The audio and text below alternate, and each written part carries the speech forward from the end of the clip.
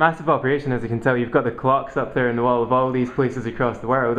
Alex, why have you got this map here? Well, basically it kind of identifies where we're working in a couple of the different regions. So obviously, if we go to Central America, we've got Mexico and Belize, where we're working quite a lot at the moment.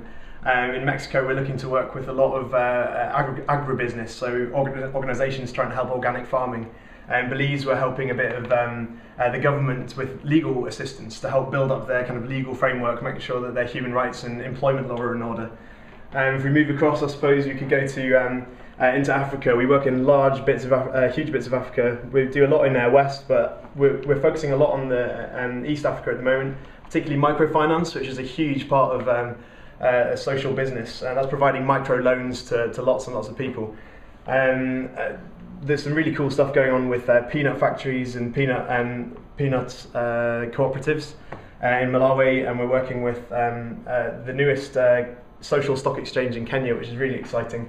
If we move right across to Southeast Asia, we're working in India. We're working with a drug company which is working to really eradicate counterfeit drugs on the Indian market using mobile phone technology. So that's a really exciting piece of work. And we're helping them with their IT and marketing and communications. In Sri Lanka, we work a huge amount there. It's a lot of work going on there. And then we're just about to move into the Philippines and also into the stands. So we've got work coming up in Kyrgyzstan and in Uzbekistan as well. So we really are kind of really pushing ourselves worldwide at the moment. Yeah, and do you get to visit any of these places yourself? Hopefully soon. I've only been with the organisation for a short time, but certainly we've worked in 35 countries over the last 10 years. Our consultants have provided about $20 million worth of consultancy purely, absolutely for free to all of the organisations we work with.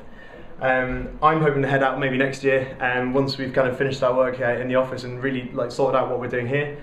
I want to head out and work a bit in Kenya, certainly. Use some of the skills I've learned here and in my previous jobs in the Edinburgh social media sector to see who I can help. Cool. And I guess travelling wise, you're going to be earning your stripes. Shows where you're going at the weekend and where you're going to get electrocuted. Well, actually, that's not too far. It's just going from Edinburgh down to just south of Birmingham in Wolverhampton. Explain some of the challenges for us, if you don't mind. Like, do you know how the electrocution happens? Okay, well, the Tough Guy Assault course, it starts off with a very tough kind of 6-mile cross-country run, which people generally say feels more like 10 miles because it's a lot of people have gone ahead of you. There's mud everywhere, there's ice everywhere, you're running through rivers and jumping into water. You're also climbing, the very last part of that is climbing a 100-metre hill, very, very steep hill, about 10 times, about 2 metres apart from each other, so you never really feel like you're getting anywhere. And then from there you go into the assault course. Now this is going to have everything from climbing an A-frame with dangling electronic wires to climbing over a big massive wall with the help of your colleagues, so there's a little bit of teamwork in there. I'm not going with anyone I know, but hopefully I'll find some friends to help me.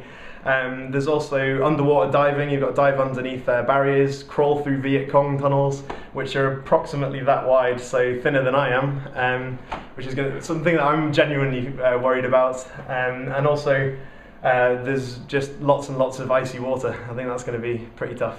And do you feel you need to do much training? I know you're out on your bike quite a lot. I've been doing a lot of running. I did a running race as part of the Nokia Coast to Coast earlier on this year. I did quite well in that, so I thought, well, what else can I do that's going to really challenge myself? And this kind of landed on my lap. So that's why I kind of picked it. I haven't been doing as much running training as I'd like with a bit of an injury I picked up last week, but hopefully I'm going to be okay. Alright, and just for the record, you're not ruling out beers forever, are you? You might want some afterwards. 2 weeks. I've put my beer fund for 2 weeks into this fundraising pot, so I'm kind of buying myself or the charities a significant amount of beer there as well. Obviously, only drink within your recommended units. But give more to charity. That's what I'd say. Good luck with it. Thanks.